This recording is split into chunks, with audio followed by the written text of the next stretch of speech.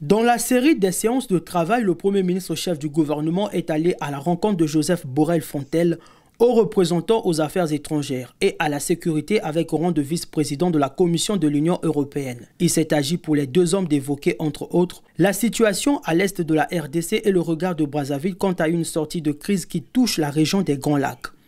Juste après, dans le cadre d'une réunion bilatérale, le Premier ministre Anatole Kouliné-Makosso s'est rendu au palais d'Egmont, un des plus beaux fleurons du patrimoine diplomatique belge, où il a échangé avec David Carenval, vice-premier ministre, ministre des PME, de l'agriculture et du commerce extérieur. À cette occasion, plusieurs sujets d'intérêt commun ont été abordés par les deux hommes d'État. La Belgique est un des partenaires important pour le Congo et le Congo est un partenaire important pour la Belgique.